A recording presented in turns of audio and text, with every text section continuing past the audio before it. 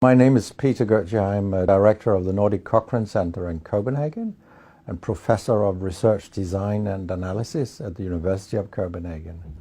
2 years ago, I found out that our prescription drugs are the third leading cause of death after heart disease and cancer. Our drugs kill around 200,000 people in America every year, and half of these people die while they do what their doctors told them. So they die because of the side effects. The other half die because of errors. And it's often the doctors that make the errors, because any drug may come with 20, 30 or 40 warnings, contraindications, precautions, and so on. No doctor in the world knows about all this. So they give patients drugs that they should not have given them, that interact dangerously with other drugs or food items or so on. And then the patients die. That's the other half. So the other thing I found out 2 years ago was that much of what the drug industry does fulfills the criteria for organized crime in US law. And they behave in many ways like the mafia does. They corrupt everyone they can corrupt. They have bought every type of person, even including ministers of health in some countries. So there is a huge amount of corruption. In my country, for example, Denmark, we are regarded as having very little corruption. But yet we have thousands of doctors on industry payroll, although we are just 20,000 doctors. So this is an effective kind of corruption. The drug industry buys the professors first, then chiefs of department, then other chief physicians and so on. They don't buy junior doctors. So when several thousands are on industry payroll, it's really, really bad. And that's why I wrote my book, Deadly Medicines and Organized Crime, How Big Pharma Has Corrupted Healthcare. I hope to convince patients not to take so many drugs, because so many die from the drugs they take.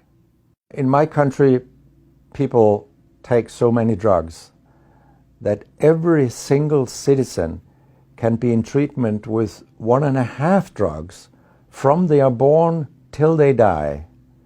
This is incredible. And drugs are not that helpful. And they kill very many of us. We know that. That's why drugs are the third major killer after heart disease and cancer.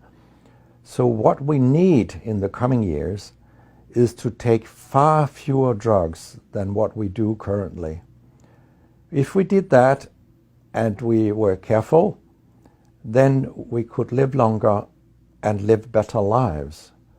Because drugs have many side effects, and patients often don't realize that when they become worse, that it could be a side effect of the drug, which they continue taking because that's what their doctors tell them. So when I was a specialist in internal medicine, what I very often did was that I stopped a lot of drugs, particularly in elderly people, and it's quite revealing to see a bedridden elderly person come into your ward, and when you stop the drugs, I mean, that person becomes many years younger. And many of these drugs affect the brain, and old people tolerate that very, very badly. They fall, and when they break a hip, 1/4 of them die.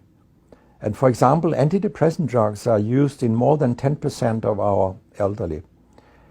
And they seem to kill 3% of them every year. I mean, if 100 old people take an antidepressant for 1 year, 3% of them will die because they fall and break their hip. This is a huge death rate. So a lot of other drugs than antidepressants also make people fall and kill them.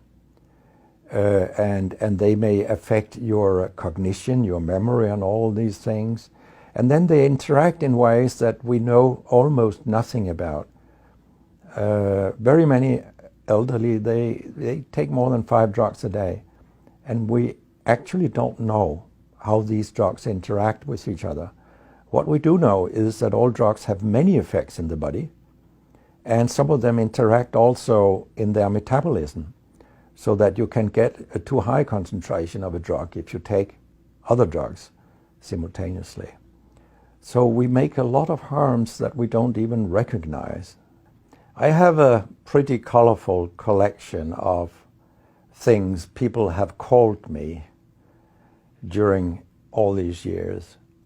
And sometimes journalists have asked me, why do you always look up controversy? And my reply is, I don't. Controversy looks me up. Because it's not popular to tell the truth in healthcare. You will get a lot of enemies, because a lot of people make money on false premises, doctors and industry alike. And our drug regulators and our politicians, they are on board on this wagon. So very few people are independent of money in healthcare.